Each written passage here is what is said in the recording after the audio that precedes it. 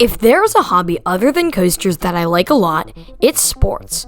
So with the big game coming up soon, I decided to combine both sports and coasters for a Super Bowl park battle, which will be Kings Island, who will represent the Bengals, and Knott's Berry Farm, which will represent the Rams. Make sure you watch until the end to find out the winner. Before this video begins, I would highly appreciate if you hit that like button to support me against the YouTube algorithm. Now, let's begin the park battle.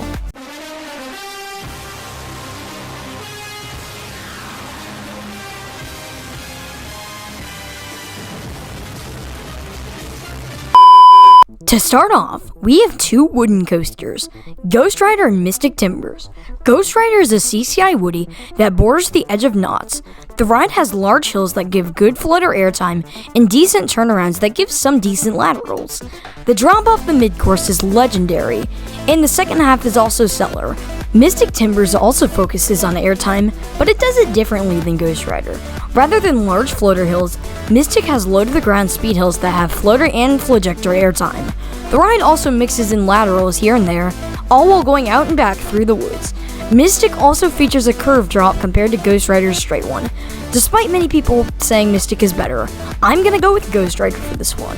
Next up are two B&M inverted coasters, Banshee and Silver Bullet. Silver Bullet is an old-school invert crammed into a tight space, but it meanders a bit, although it gives off good positives and forces, especially on the Cobra Roll and vertical loop. The only real complaint I have about this ride is that its drop is very shallow. On the other hand, Banshee is more drawn out, but do not let that fool you. This ride pulls great forces throughout the entire ride, and the drop might be the best on an invert. The dive loop and 0D roll are very forceful, and the pretzel knot thingy, whatever it is called, is an amplified batwing with a lot more force than the normal one. The final Heartline roll also gives great hang time. Even though it has vest restraints, I will still give Banshee the point. Next up are two coasters that contain multiple inversions, Flight of Fear and Hang Time.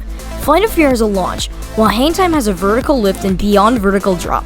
Flight of Fear has very forceful elements, while Hang Time takes it a bit slower.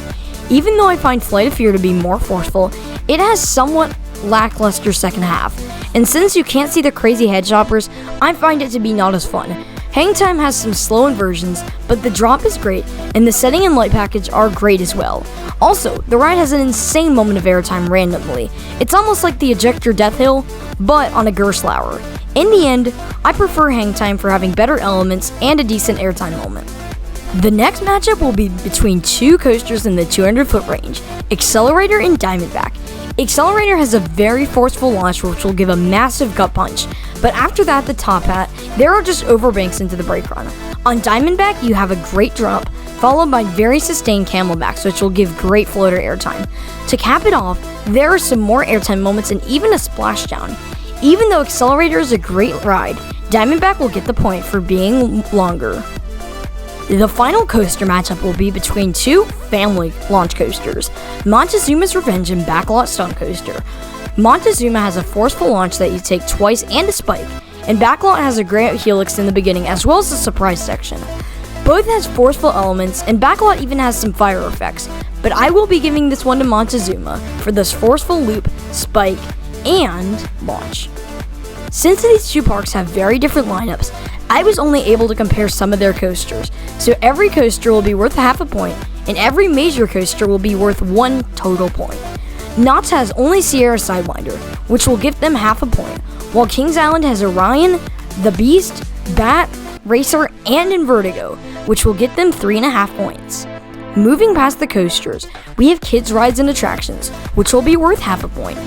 The Camp Snoopy at Knott's has some immersive experience with rides like Sierra Sidewinder and Timberline Twister. Kings Island has Planet Snoopy, and while it has two coasters as well, the atmosphere does not compare with Knott's Camp Snoopy. Knott's will be getting this point. Flat rides are next, and this one will definitely go to Kings Island.